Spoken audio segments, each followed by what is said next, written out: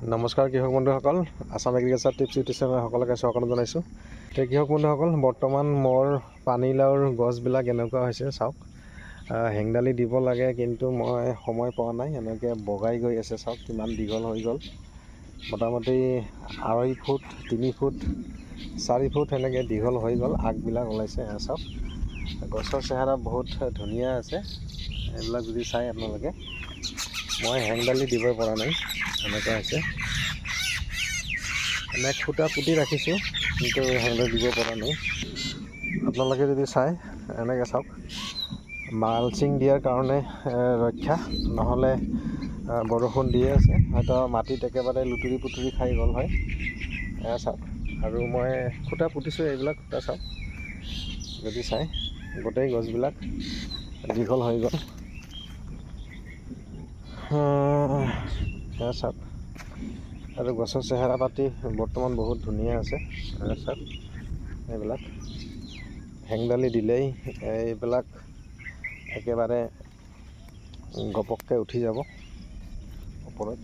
এয়া যদি চাই এয়া চাওক, বহুত ধুনীয়া চেহেৰা হৈ আছে এইবিলাক।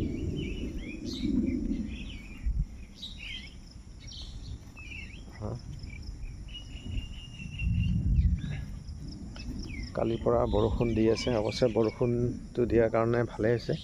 কেইদিনমান বহুত খৰাং আছিল। ইয়াতে এখন মই বাঁহৰ হেৰি লগাই দিছোঁ। এতিয়া কৃষক বন্ধুসকল, আজি ভিডিঅ'ত বিশেষ একো নাই, জাষ্ট মোৰ পানীলাওৰ গছবিলাক দেখুৱাৰ কাৰণে ভিডিঅ'টো কৰি আপোনালোকক দেখুৱালোঁ। আৰু কৃষক বন্ধুসকল, মই এটা বস্তু আপোনালোকক দেখুৱাই আছোঁ, আপোনালোকে চাওক। এটা লাভজনক খেতি হয়, যদি আপোনালোকে ভাবে কৰিব বিচাৰে কৰিব পাৰিব। তাৰপিছত দীঘল হৈ গ'ল, হেংদালি দিব লাগিছিলে। বাঁহ চাহ কাটি ৰেডি কৰিছোঁ, এইবিলাক চাওক। এইবিলাক বাঁহ আনিছোঁ কিন্তু হেংদালি বনোৱাৰ টাইম পোৱা নাই। অকলশৰীয়া মানুহ, কিমান আৰু অকলে কাম কৰিম, ইমান মানে হাজিৰা মানুহ পোৱা নাযায়। এতিয়া কৃষক বন্ধুসকল, এইবিলাক চাওক মূলা, এইবিলাক মূলা লগাইছোঁ। আৰু ওপৰত মই তেনেকৈ একো দিয়া নাই। এয়া চাওক, যদি আপোনালোকে চাই একো দিয়া নাই, কিন্তু কোনো প্লাষ্টিক দিয়া নাই, যিহেতু বতৰ কেইদিনমান ভাল আছিল। আৰু এইবিলাক, আৰু বৰ্তমান এই মূলা শাকৰ কেনেকৈ ৰেট চলি আছে আপোনালোকৰ ফালে কমেণ্টত জনাব। এইবিলাক চাওক, আৰু মই উঠাই এতিয়া খাই আছোঁ। অৱশ্যে অলপ বেচিব লাগিব, উপায় নাই, ইমানটো খাব নোৱাৰি। এয়া চাওক, আৰু আমাৰ ফালেও বৰ্তমান কিমান কেজি মই ঠিক নাজানো, কিন্তু 50-60 টকাটো কেজি হ'ব যেন পাইছোঁ। গতিকে মই কালি পৰহি অলপমান বেচিম বুলি ভাবিছোঁ। এয়া চাওক, আৰু এটা বস্তু দেখাই আছোঁ আপোনালোকক। আৰু আপোনালোকে যদি কৰিব বিচাৰে এনেকৈ বেট কৰি আপোনালোকে কৰিব পাৰে। এতিয়া কৃষক বন্ধুসকল, আপোনালোকে যদি মূলা খেতি কৰিব বিচাৰে এনেকৈ মোৰ নিচিনাকৈ কৰিব পাৰে। আজি হ'ল এপ্ৰিল, মে', জুন মাহৰ আজি 4 তাৰিখ, আৰু বৰ্তমান সেইবিলাক মোৰ মূলা এনেকুৱা। মই কেতিয়া সেইবিলাক কৰিলোঁ, মই ভিডিঅ' বনাব টাইম পোৱা নাছিলোঁ।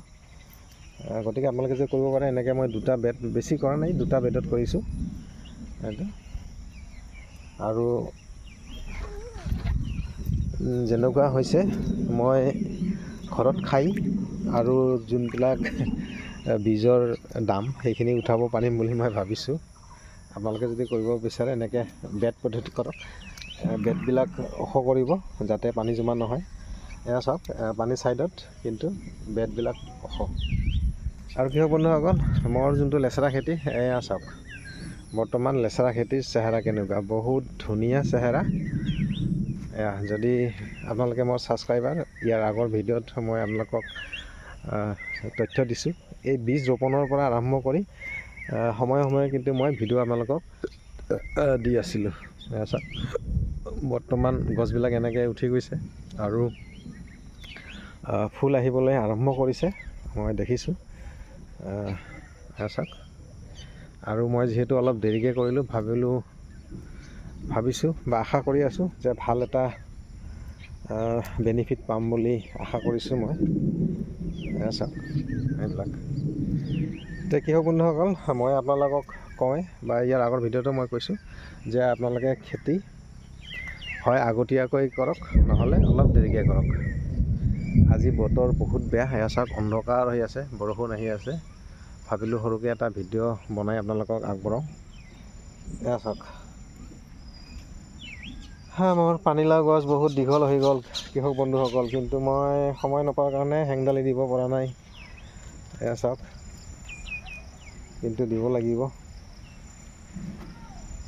এতিয়া কৃষক বন্ধুসকল, বৰষুণ আহি আছে, গতিকে আজিৰ ভিডিঅ'টো ইয়াতে সমাপ্ত কৰিছোঁ। এয়া যদি আপোনালোকে চাওক গছ কিমান দীঘল হৈ গ'ল, কিন্তু মই হেংদালি দিব পৰা নাই। দিম, এই 2 দিনৰ ভিতৰত হেংদালি দি দিম, আৰু তেতিয়া ঘপককৈ গছবিলাক উঠি যাব। কৃষক বন্ধুসকল, বৰষুণ আহি গ'ল,